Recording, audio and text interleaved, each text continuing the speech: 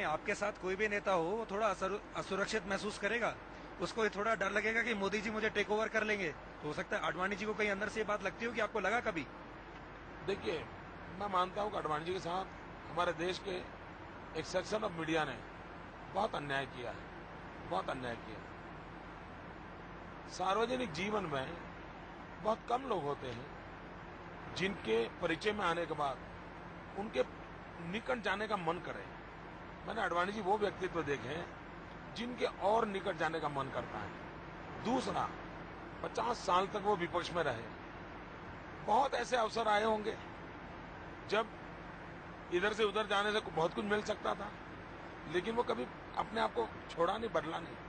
50 साल के जीवन में आज देश में ऐसा व्यक्तित्व लाई जिस पर कोई दाग न लगा हो। मित्रों, ऐसे व्यक्तित्व की चर्चा करने के बजाय, और वो आदमी, ऊंचाई देखिए, प्रधानमंत्री पद के उम्मीदवार घोषित है।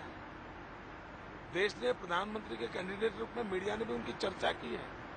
फिर भी मोदी जैसे एक कार्यकर्ता ने कोई अच्छा काम किया हो, सार्वजनिक रूप से उसकी तारीफ करने में उनको आनंद आता है। ये अपने आप में एक बहुत बड़ा सद्गुण है। उसकी अगर हम समझ नहीं पाते हैं तो दोष हमारा है, आडवाणी जी का नहीं।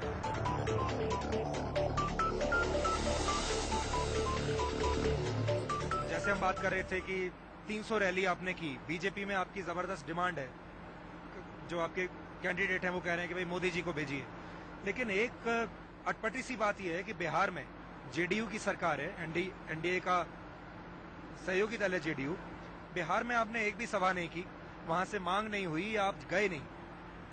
पहली बात यह है कि बिहार में जब बाढ़ आई तब मोदी ने क्या काम किया, गुजरात ने क्या काम किया, उसके आधार पर अगर मोदी और बिहार के रिलेशन की चर्चा आपने पहले की होती तब तो आपका राइट बनता है आज ये सवाल उठाने का। लेकिन उस समय जब बाढ़ आई और नीतीश जी को सबसे पहला फोन करने वाला मोदी था, नीतीश जी को सबसे पहले 10 करोड़ रुपया भेजने वाला मोदी था, ट्रेनें भर भर करके वहां पीड़ितों को सहायक भेजने वाला मोदी था। उस समय 3 महीने तक मेरी मोबाइल हॉस्पिटल 23 मोबाइल हॉस्पिटल वहां रखे थे। मेरे 5 डिस्ट्रिक्ट लेवल के अफसर कोऑर्डिनेशन के लिए रखे थे, और ये सारे काम मैं और नीतीश जी कंधे से कंधा मिला के करते थे। एक दोनों भाई जैसे काम करते हैं, ऐसे हम करते थे। जिन्होंने ये खबरें बताई हो, ये चर्चा देश के सामने रखी हो, उनको ही आज के सवाल पूछने का राइट बनता है। अगर आपने नहीं किया है वो काम तो आगे बिहार का सवाल पूछने का राइट नहीं बनता है। तो पहले गुजरात, नीतीश कुमार, मोदी, नरेंद्र, ये कैसे साथ साथ काम किया है उसकी स्टोरी दिखाओ, फिर मुझे सवाल पूछने के लिए आओ। राहुल गांधी ने नीतीश कुमार की तारीफ की, चंद्रबाबू नायडू की तारीफ की, और चर्चा इस वक्त यह है कि नीतीश कुमार और नायडू जैसे जो आपके सहयोगी दल हैं वो बिल्कुल फेंस पर बैठे हुए हैं। नीतीश कुमार की कई चीजों से ऐसा लगा कि नीतीश कुमार अपना खेमा बदल भी सकते हैं। तो ये जो, जैसे मैं आपको कह रहा था कि राजनीति इशारों में भी चलती है और उसका इशारे और मतलब समझना चाहिए, तो एक मतलब ये निकल कर आ रहा है नीतीश कुमार का कि नीतीश कुमार क्या बाद में यूपीए के पोटेंशियल अलाई हो सकते हैं। राहुल ने कहा कि वो अच्छे मुख्यमंत्री है। बिहार के अंदर जब चुनाव के कैंपेन में गए तो नीतीश की सरकार को गालियां क्यों दी उन्होंने? इसका मतलब वो गुब्बारा छोड़ रहे हैं, पराजय देखते हैं बचने के लिए। एनडीए में कंफ्यूजन क्रिएट करो, जनता के मन में कंफ्यूजन करो कि यार एनडीए बचने वाला नहीं, भाग जाने वाले। उनके दोनों स्टेटमेंट वैसे ही है। अब यूपीए तो खत्म हो चुका है, धरती पे दिखाई रहा है। एनडीए में सबके सब लोग एक साथ चुनाव लड़ रहे हैं, कोई कंफ्यूजन नहीं है। आपने बात की, मेरे हाथ में अभी आज का अखबार है जिसमें एक सर्वे छपा है, और ये सर्वे और ये भी ये कहता है कि बीजेपी को फायदा तो है लेकिन तो भी बीजेपी रहेगी नंबर 2 ही, या रही रनर्स अप रहेगी। तो सिंगल लार्जेस्ट पार्टी का जो सपना है वो भी अभी पूरा नहीं हो पाएगा। आप सहमत हैं इससे? नंबर 1, आप एक काम कीजिए, हिंदुस्तान के प्रिंट मीडिया, इलेक्ट्रॉनिक मीडिया, उन्होंने 5 साल के चुनाव के जितने सर्वे निकाले हैं और उसमें कितने परसेंटेज सच निकला है उसका देश के सामने रखो, तो कोई कंफ्यूजन नहीं रहेगा। अगर वो मेरी पार्टी को 2/3 बहुमत दे देते ना, तो भी मैं कहता कि भाई इन सारी चीजों में भरोसा मत करो। आपका अपना आकलन क्या है? आप पूरे देश में घूम के आए हैं, प्रचार किया है, आप हमें बताइए, आप कितनी सीट मानते हैं बीजेपी या एनडीए लेगी? अडवाणी जी प्रधानमंत्री बनेंगे, Bharatiya Janata party single largest party बनेगी, एनडीए बीजेपी एब्सोल्यूट मेजोरिटी के साथ देश की जनता उनको शासन का बागडोर देगी। बस आप देखना। अगर हम ये बात मान भी लें, जो पोटेंशियल एलाई आपके हो सकते हैं, जिनके बिना सरकार बनना मुश्किल है, जयललिता के बिना बनना मुश्किल है, मायावती के बिना बनना मुश्किल है, या फिर कोई लेफ्ट जैसा बड़ा ब्लॉक आपके साथ आए तो कुछ बात बने, आपने विचार किया है इस पर? Number 1, Bharatiya Janata party NDA absolute majority के साथ आ रहे हैं। मैं बहुत ठोक करके बोल रहा हूं, एब्सोल्यूट मेजोरिटी के साथ आ रहे हैं। इसलिए सरकार बनाने में किसी के सहयोग की नौबत आने वाली नहीं है। Number 2, as far as BJP philosophy is concern, इतने बड़े देश को अगर चलाना है तो हमने इस बात को गंभीरता से सोचना पड़ेगा कि इवन सिंगल मेंबर पार्टी होगी तो भी हमने उनका आदर करना होगा। 2/3 मेजोरिटी मिल जाए तो भी आदर करना होगा, सबको साथ लेके चलना पड़ेगा। रीजनल एस्पिरेंस को रिस्पेक्ट करना हिंदुस्तान की दोनों मेन पॉलिटिकल पार्टी का मुख्य जिम्मेवारी बनेगी।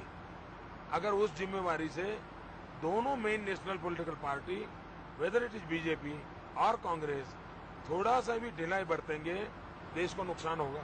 चलिए मैं आपसे एक और गंभीर सवाल पूछता हूँ। प्रधानमंत्री मनमोहन सिंह का ये कहना है कि जो रीजनल पार्टियां हैं उनका फैब्रिक कुछ इस तरीके का है कि वो नेशनलिज्म को बढ़ावा नहीं देती, विकास में बाधा डालती हैं।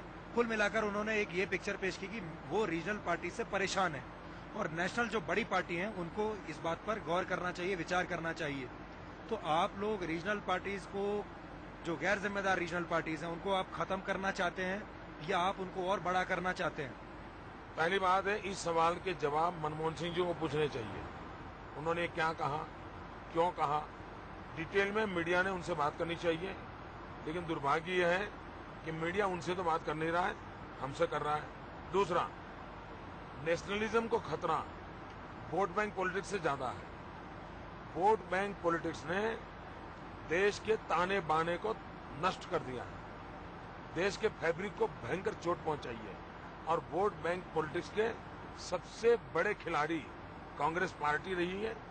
सबसे पहले देशभक्ति और देश हित की चर्चा करने से पहले Manmohan Singh ji, Congress party vote bank politics से खुद कब बाहर निकलेंगे इसका फैसला करें। ये रीजनल पार्टियों को सलाह बाद में दें। पर आप ये बात मानते हैं? पहले वो खुद करके दिखाएं, पहले देश हित सुप्रीम ये वो करके दिखाएं, फिर बाद में और को सलाह दें।